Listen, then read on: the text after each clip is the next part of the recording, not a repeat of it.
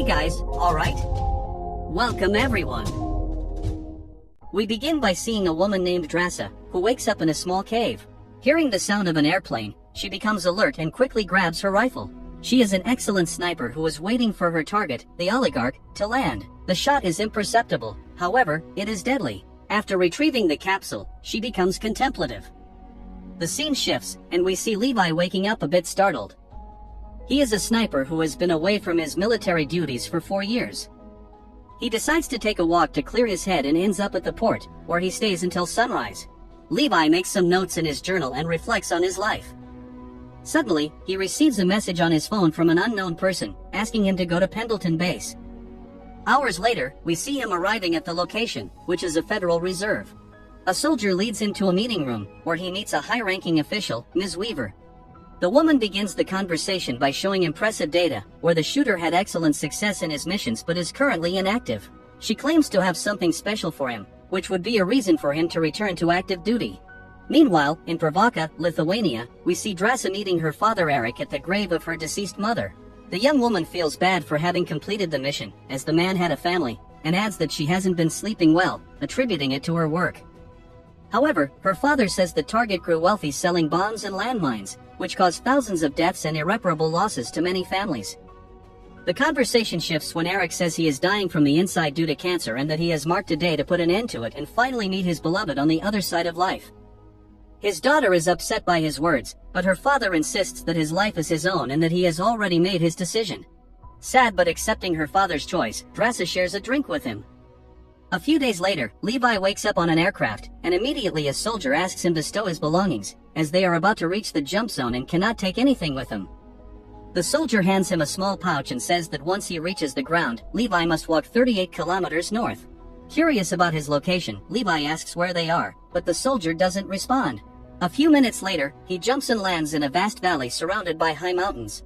Levi walks until the next day, when at the scheduled time he arrives at a valley where there is a large chasm covered by dense fog. As he looks around, a soldier named JD finds him. This man has been in the area for a year, and Levi is the first person he has spoken to. The soldier says that Levi will live in the West Lookout for a year and invites him to have a drink while he explains everything. Before they enter the tower, Levi notices that on the other side of the chasm is the East Tower, where JD mentions that contacting the other side is prohibited, yet while observing, he states that he saw a soldier exchange happening in the morning. Upon entering the tower, Levi sees a photograph of the first guard, Captain Bradford. JD explains that the outer bunker contains the arsenal, where soldier Levi will find everything he needs, including weapons, ammunition, mines, and tools. Every 30 days, there is communication via radio, and the soldier must send updates.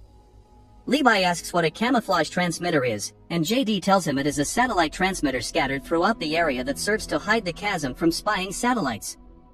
JD adds that there is no external communication, but there is an emergency button on the shortwave radio. However, if the chasm is invaded, the defense system will trigger the stray dog protocol, and when Levi hears the sirens, JD says the order is to run without stopping. JD mentions that the entire area is a base built in the mid-World War II period, where an agreement was made between the western and eastern sides to keep the site secret and protected. Questioning the mission, Levi asks what the purpose of protecting the location is. Is it to prevent someone from venturing or to stop the invasion from their side? However, JD's response is that they must prevent what is in the chasm from coming out. Levi becomes curious and doesn't understand what the mission really entails, but JD adds that this is what his predecessor told him a year ago. Therefore, Levi must keep an eye on the central walls, which are easier to climb, and the automatic weapons located to the north and south protect the rest. Levi still doubts what could be hidden below the dense fog of the chasm, but JD throws a grenade and, after the explosion, a strange sound is heard, catching Levi's attention. JD refers to them as hollow men, but no one knows what they really are. He also states that in the late 40s, 3 battalions of soldiers were sent, about 2,400 men, into the chasm, however, none came back. Levi does not believe that the place is truly a site of terror and that there are monstrous creatures, but JD insists that, not knowing what truly lies beneath, he claims it is the gateway to hell and that they are the Watchers. The next morning, Levi bids farewell to his companion and enters the facility. Hours later, the relieved soldier JD is rescued by a helicopter. However, upon confirming his identity, the soldier thanks him for his service and kills him. He then drops his body and informs Leader Weaver that the exchange has been completed. The scene shifts to Levi exiting the tower to update the systems and then check if the weapons are functioning. After 30 days, Levi contacts the outside world via radio and relays the information, reporting that he has had no contact with the enemy and that the entire system is functioning perfectly. Levi has a question, but the radio communication is cut off. With not much to do, he picks books from the shelf and ends up discovering writing on the wall.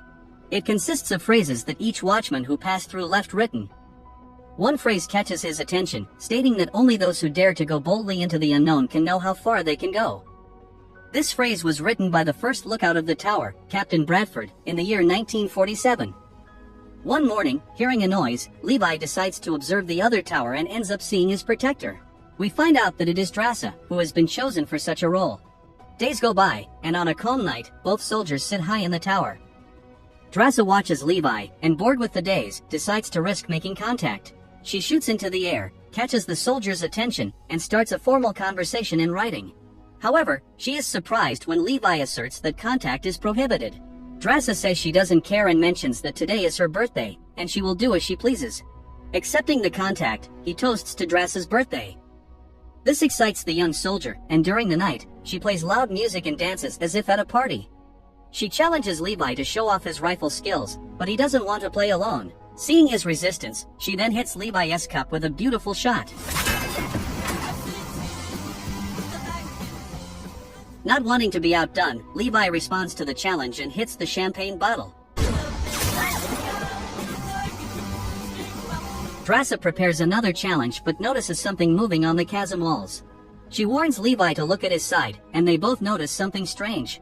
When the lights pass through the area, Levi sees something bizarre. Humanoid creatures, as if they were humans intertwined with plant parts.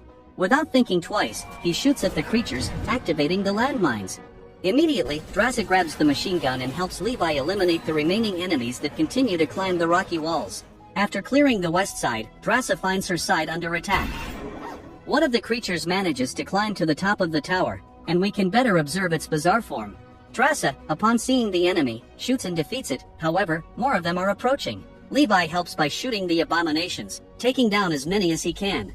After one of the mines explodes and injures Drasa, Levi grabs the machine gun and shoots relentlessly at the creatures, both on the east wall and on his side. Aware of the danger, Drasa rises and resumes shooting alongside Levi, relying on the movement-activated weapons. The night is intense, but they manage to protect the towers that night. The next day, Levi makes repairs and sets up new bombs, while a mini-drone emerges from the fog and takes off quickly, leaving the soldiers puzzled. Days pass, and fortunately, the soldiers build a friendship, where Levi shows that he is always worried about his new companion. They have fun playing games, even at a distance, enjoying their free time, as there have been no further attacks since the last one. Months later, on another night, Levi wakes up startled again. Meanwhile, Drasa shows that she is also watching him, proving that they are forming a bond with each other. One night, Levi watches Drasa and sees her crying. We realize that she is remembering what her father said about leaving this life. She writes saying that she had a bad day and wished Levi were with her. Levi cannot sleep, thinking about what Drasa told him earlier, so recalling the phrase from the first guard, he builds a launcher so that he can reach the other side. This impresses Drasa, who, realizing what the plan is, descends from the tower and helps secure the throne rope. A few minutes later, Levi writes an invitation for them to have dinner together that night, making the young woman very happy. With the invitation accepted, Levi prepares and launches himself on the improvised zipline. He reaches halfway across and has to crawl along the rope, seeing that below him is the unknown and dangerous chasm. Fortunately, the soldier crosses safely and soon meets Drasa, who claims to have prepared a delicious dinner for them. Levi gives her flowers and receives a comment that he smells bad, so he is forced to wash up. They then share a beautiful moment for the first time after the 6 months they have known each other while performing their military roles. The conversation is pleasant, and they both share stories about their lives and how they got to where they are in their military careers. After dinner, they gather inside the tower, and Drasa plays music for them to dance to. Then, they both let their emotions and feelings blossom, sharing a romantic night together. The next morning, Levi bids farewell to Drasa and takes the zipline back to his tower. Unfortunately, just as some mines explode the enemies at that moment, debris causes the rope to snap, making him fall into the chasm before reaching the top. Seeing Levi fall freely into the chasm, without hesitating, Drasa prepares and jumps after him. She ends up landing in a stream with a strong current but fortunately manages to get out. Meanwhile, Levi is hanging from a tree in a strangely eerie location. A creature resembling a centipede approaches him and attacks, but the soldier fights back and shoots. Unfortunately, he falls onto the tree's roots, which turn out to be a type of carnivorous creature that begins to ensnare him as if to consume him. Fortunately, Drasa arrives and pulls him from the deadly trap. They both discover that the area resembles a vast forest surrounded by dense fog. They hear horse sounds, and suddenly, horsemen who have morphed into aberrations pass by them and attack. While one grabs Levi, another tries to take down Drasa, but she evades and kills him. Levi manages to free himself from the attack and also destroys the enemy. They regroup, but Drasa realizes that she lost the ascensor in the river, something necessary for them to escape.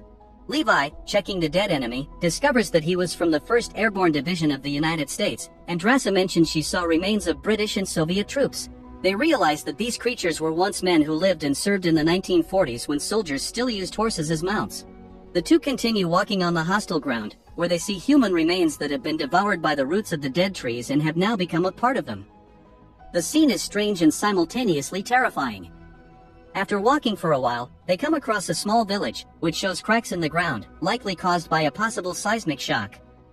Hearing sounds of monsters approaching, they both become alert and fearing it may be something horrific, enter an old church, where they can still see the skeletons of the humans who remained there. Levi discovers that these people ended their own lives, prompting both to question what could be worse than death. Suddenly, spider-like creatures attack them, forcing them to defend themselves. However, that is not the worst, as even more humanoid creatures enter the area and try to kill both of them. Fortunately, they are excellent marksmen and good fighters and subsequently manage to escape from the area. The two realize they will soon be surrounded and rush toward the chasm's wall. They find an entrance to a bunker and, with no choice, enter. The place appears to have undergone an attack, with a type of root filling almost the entire environment. Levi and Drasa examine the area and find a laboratory that still contains the remains of the men who died there. Levi finds a body holding a container with the phrase written, "God forgive us." Drasa activates the lab's backup power and restores the recording tapes. On them, a scientist states that they are in the year 1946 and that while other leaders were creating atomic bombs, her team was developing biochemical missiles of equal destructiveness. She mentions that they were hit by an earthquake with a magnitude of 8.1, which severely compromised the facility. Now they no longer have the role of creators but must contain the creation. The scientist has spasms in her body and states that they will do everything in their power to ensure that the released toxin does not leave the chasm. She adds that exposure to the biochemical component fused into the DNA of all living beings within the chasm. Consequently, human DNA merged with that of plants, insects, and animals, causing mutation. Drasa finds a cabinet where some bottles of red liquid still exist, and one of them has the label stating last sample. The doctor explains that some people take longer to have their bodies infected, but in the case of contamination, there is a 5-day period for the infected to have their bodies transformed, during which they will notice signs of mutation. The scientist confidently states that the location chosen for such experiments, due to its unknown and isolated nature, can ensure the survival of humanity. After watching the video, they look into the next room and discover equipment that is not dated from the 40s. A modern computer from the 2000s is there, showing that the location has been visited and researched by someone else. Drasa questions how it would have been simpler to send a nuclear attack to destroy everything there, putting an end to it. Upon turning on the computer, Levi sees the name of the company responsible, Darklake, a non-military firm specializing in genetic research. With this discovery, they realize that the location only exists because it is still under study. The site was a control base for research drones, which collected genetic samples from the hybrid creatures for research and military enhancement purposes, thereby creating super soldiers. They both come to understand that they are there as protectors of a place that was the site of inhumane experiments. Levi finds a folder regarding the Stray Dog Project. In it, there is the creation of an atomic bomb that was planted in a strategic point of the chasm for the self-destruction protocol. The information describes the safety point at the time of detonation as being just over 4 kilometers away. After the discovery, they decide to venture outside the bunker, but before leaving, they hear creatures outside and realize that they think and reason like men. Bravely, they step out and try to find a quiet route, but Drasa is caught in a trap and dragged by a knight. She even tries to free herself but ends up banging her head and losing consciousness. Levi, unable to see clearly, continues searching for his partner and ends up finding another facility that contains a ballistic missile that seems to be out of function. In a hideout, we see Drasa hanging and tied up by a rope. Soon her captor arrives, a humanoid creature with its entire body transformed into roots. Drasa awakens and partially frees herself, attacking him with whatever she can reach. The humanoid is strong, but Drasa manages to attack him effectively, though he does not want to lose his prey. The young woman continues to fight bravely until Levi arrives and ends the creature. Levi approaches the humanoid and discovers that, in fact, the defeated enemy was the first guardian. Levi tells Drasa that they are in a chemical weapons laboratory, where the earthquake damaged one of the missiles, and the contaminating agent is now present throughout the fog. They observe a large mass of organic filaments, like roots connected to each other, which contain humans who have been completely devoured and have become a permanent part of the vast organic complex. The two weave through the organic branches, still unable to believe what has happened. Suddenly, Drasa bumps into a sticky filament, which becomes hostile to their presence and soon begins to chase them. Drasa ends up throwing a grenade amidst that creature, and after the explosion, they hear screams as if men were on fire. After leaving the area, they find military vehicles in a shed. They fix one and depart to the location where Levi fell, as they plan to use the zipline as an anchor to climb back to the East Tower. While one ties the rope to the powerful winch of the jeep, the other buys time by shooting the creatures. After they succeed, they begin climbing up the massive wall of the chasm. When they are near halfway up, the enemies climb alongside them, and it doesn't take long before both are attacked. Out of ammunition, Levi uses the sword he took from the deceased Bradford to fend off the enemies. Drasa helps him with an axe and is also quick to take down her opponent. Levi is nearly thrown off the vehicle, and noticing that the hollow men are climbing the ropes, he punctures the fuel tank and sets them on fire. This causes an explosion and damages the vehicle. With no other choice, Drasa cuts the rope, still a few meters from the top. Moments later, they are both in the tower taking care of their wounds. They discuss the possibility of being infected and agree that they will do what they must ensure that such evil does not spread. After talking about the possibility of fleeing the area, Levi states that each hollow man is a contaminator for the outside world, and they need to destroy the chasm. Levi builds a new zipline to return to his post and warns Drasa that the effects of mutation occur in 5 days. If nothing happens, they will be safe, otherwise, they will be sentenced to death. Drasa thinks positively and hopes they will meet again next week. In their farewell, Levi declares that he loves her and that they will reunite soon. The next day, Levi contacts Mission Control and ends up speaking with Weaver, who tells him that the main objective of the mission is to make the American army unbeatable. She also asks him about the drone control system having been activated, questioning whether he descended into the chasm. Levi denies any knowledge of the communication and, with this negative assertion, Weaver orders the other guardian of the East Tower to be taken down. Without questioning the order, Levi says he will do so. After the conversation ends, Weaver carefully examines the recorded image that incriminates Levi, showing him with Drasa and communicating with her. She then orders the commander to prepare a team, warning that Levi was a mistake for the mission and that she will eliminate him herself. The next morning, while both soldiers reset the traps, they pause to rest, each on their side of the chasm. Drasa writes a message to Levi, saying that she loves him too, making him very happy. Suddenly, they hear the sound of a helicopter and confirm it visually with their binoculars. Immediately, Levi shouts for Drasa to run, and both hurry and race into the forest.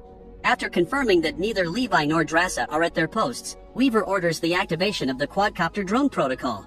Immediately, several large military drones rise from the chasm and spread out. It doesn't take long before one intercepts Levi and begins to fire.